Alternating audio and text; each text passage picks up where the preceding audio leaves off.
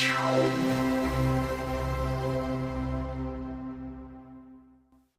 guys! Welcome back to another episode of Komentuhan Podcast Season 2, Episode 4. Titled It Girl. Archipit Girl, Big Sister Talks in Managing College Life with Kumaring Wena. And Kumaring Gia.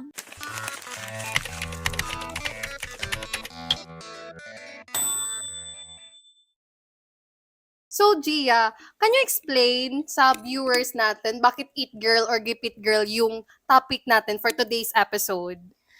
Okay. So, Rowena, di ba we talked about Mm-mm. this a lot in what topic we should have for this podcast.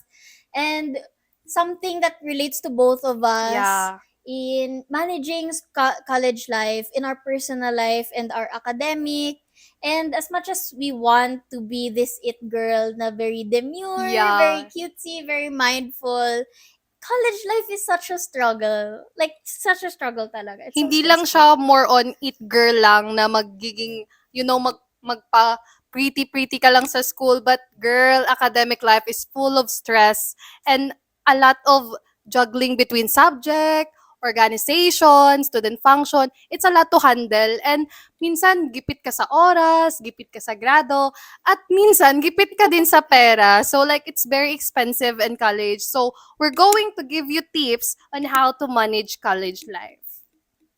So, let's go! So, the first one, college life can get very overwhelming. Yeah.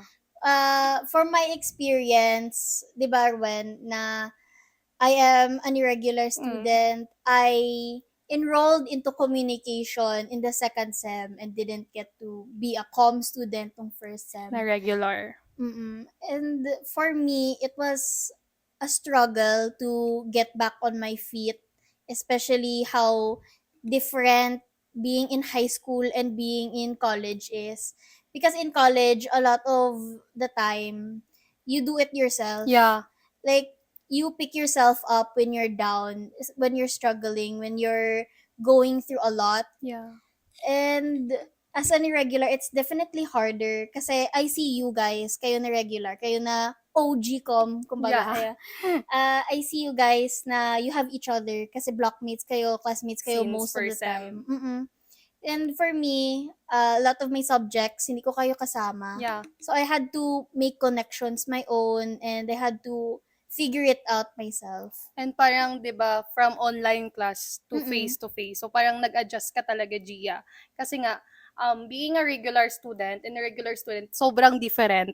Iba yung maging classmate mo sa ibang subject, hindi kayo same units and all. Mm-mm. So, you need really to adjust yourself.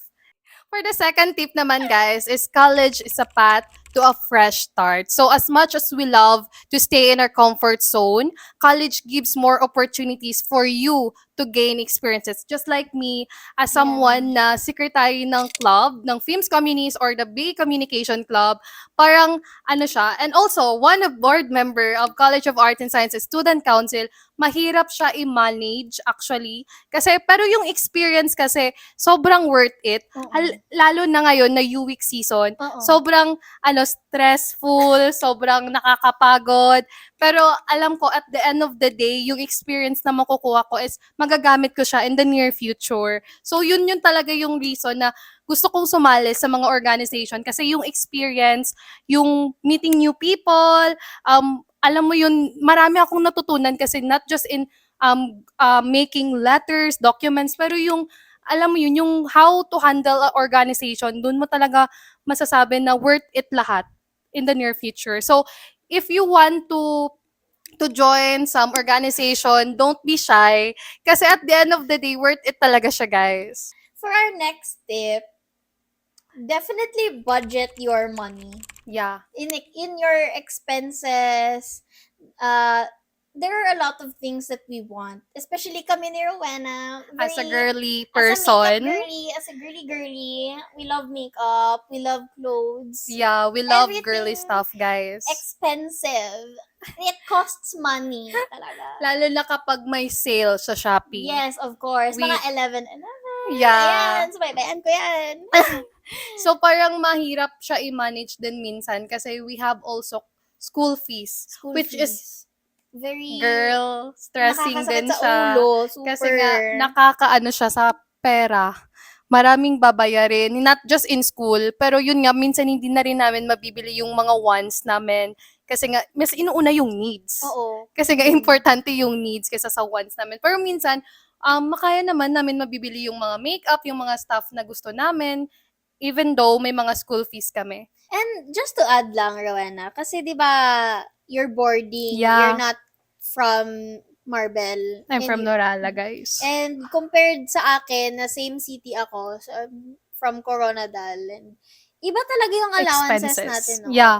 Kasi as someone nag-board, guys, hindi lang yung food or yung other things yung binabayaran, pati yung rent, yung kuryente, yung tubig, and mahirap siyang i-budget kasi nga, hindi lang naman boarding house or apartment yung ginabayaran, meron ding school fees or sometimes nga club fees nga Mm-mm. unexpected Mm-mm. and need talagang bayaran. So, somehow, mahirap talaga siyang i-budget. Pero somehow, nakakaya ko siya kasi nga, I have a board mate, which is si Mm. Tom, and para nag-aambagan kami sa ibang bagay.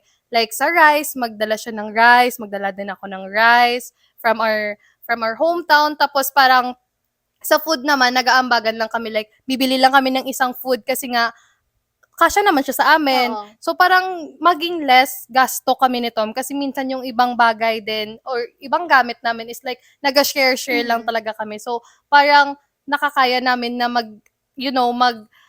yung budget namin is nakakaya namin through the week Mm-mm. talaga siya. Kasi nga, mahirap din siyang i-manage lalo na minsan kapag nagugutom ako sa school, need ko magbili ng merienda. Mm. And somehow parang naisip ko, bibili pa ba ako kasi nga gipit na, guys.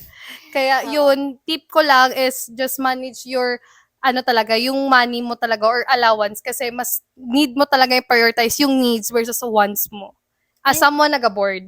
For our last tip with Big Sister Talks, Yeah. failures and And rejections don't define you. And Actually, yes. that's very, talaga sa college, kasi, yun, na-mention mo kanina, yung gipit ka na sa grado. Ang hirap talaga niyan, guys. It's Sobrang not hirap. just managing your personal life and academic life. It's definitely hard when you get a low grade. Yeah, and or bad score on Or bad exam or Quizzes. long quiz. Mm-mm. Yeah. And somehow, guys, hindi lang naman about siya sa rejection or bad score or yung grade. Minsan din sa mga organization. Kasi, Sa mga peers yeah, mo. kasi minsan hindi lahat ng sinasalihan mo is nakakapasok ka. Oo. And as someone, I relate to that. Kasi nga, nung first year namin, parang magsali kami sa Omniana, hindi kami nakapasok. And nag-try din ako nun dati sa cash council, pero hindi din ako nakapasok. Pero parang naging motivation ko siya to do well. And parang naging motivation ko siya na, sige lang, there's always a next time. Yes, there's more opportunities Yeah, out to there. come. And definitely sa failure part na parang it's not a hindrance Oo. to your growth, pero it's another parang push in Oo. your Parang path para mag-further ka pa, para it makes you stronger, it makes you learn things na, next time, babawi. Babawi And- talaga yung word. Yes. Kasi hindi lang naman, it doesn't end there. Oo. Kasi parang parang kapag may low score ka, parang yun nga, gawin mo na lang siya motivation na mag-study ka pa for the next quiz, for the next exam. So, wag kang mag-down sa sarili mo na, ay, nubo na naman ang score. Oo, parang failure. Oo, failure. Parang makapasa pa minsan ba ako kasi nito? maapektuhan din yung mental health. Oo, Kasi yun. gina-overthink na, bakit ganito, bakit ganyan, ginawa ko naman yung lahat. Nag-study, Yeah. yan ang, you Parang stayed up all night. night to Tapos- study, but the results weren't showing. Yeah, so just be, lang guys, gawin nyo lang siyang motivation to do well next time kasi, yun nga, To know better, Yeah. and it doesn't define you. yeah, it doesn't define you. Kasi sabi nila, grades doesn't define you. But somehow, grades can help you Yes, in the that's so future. true. Ma'am Annalise. Yes. So, there, to recap everything, college is a lot of things. It's Yeah. both happy and sad and Stressing. frustrating, but also fulfilling. Yeah. Pero in the end, you just have to go with the flow.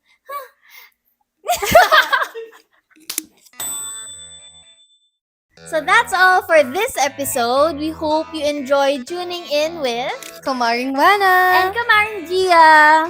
And also, don't forget to like, share, comment, and subscribe to our channel. And also, don't forget to tune in for the next episode with Kumaring Clean. And comparing Large. That's all. See you next time. Bye!